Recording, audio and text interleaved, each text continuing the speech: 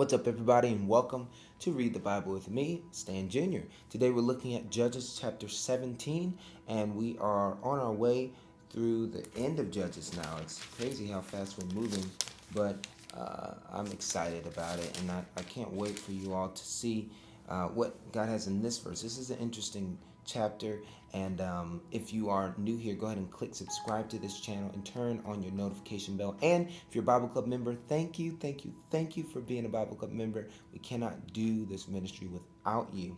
I'm grateful for you because you are the people that support the ministry, help us to be able to send Bibles to persecuted Christians and missionaries around the world. So I'm grateful for your support of $10 a month. If you'd like to become one, click the link below. Let's look at chapter 17, verse 1. It says, "There was a man of the hill country of Ephraim, whose name was Micah. And he said to his mother, the 1,100 pieces of silver that were taken from you, about which you uttered a curse, and also spoke it into my ears, behold, the silver is with me. I took it.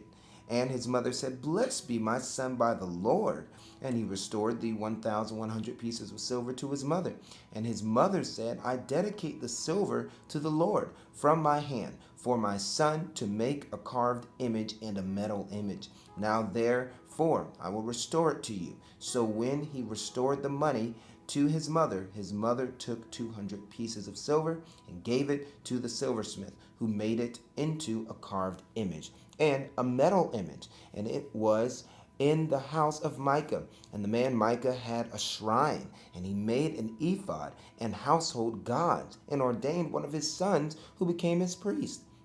In those days, obviously, there was no king in Israel, and everyone did what was right in his own eyes. As we see, leadership is important. If your leader is doing the right thing, most of the time the people under him will strive to do the right thing, him or her. And so it's important for us to understand that the holiness of your leader is important, because that person's holiness will, be exemplar, and it will be an example for the people around that leader and following that leader.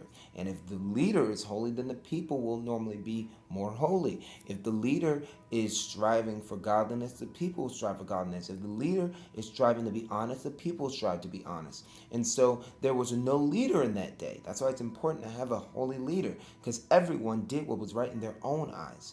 Verse 7, Now there was a young man of Bethlehem in Judah, of the family of Judah, who was a Levite, and he sojourned there. And the man departed from the town of Bethlehem in Judah to sojourn where he could find a place. And as he sojourned, he came to the hill country of Ephraim, to the house of Micah. And Micah said to him, Where do you come from?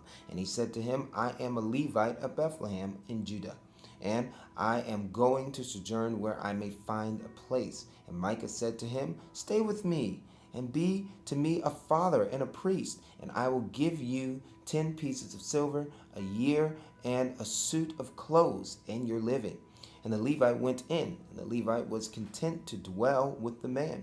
And the young man became to him like one of his sons. And Micah ordained the Levite, and the young man became his priest, and was in the house of Micah. Then Micah said, Now I know that the Lord will prosper me, because I have a Levite as a priest. And shame on that Levite. That Levite knows that that house was not for him. He's not to be some other man's priest on tap. He's not supposed to be hired by a man. He's hired by God. And there's a lot of preachers that are so cheap, and they're so bought out by their congregation, they won't tell their congregation the truth, because they want to use that deacon's timeshare, or they want to use the elder's boat. And so you see that they're bought by their congregation. They can't tell the congregation the truth because they're afraid that they'll lose their money.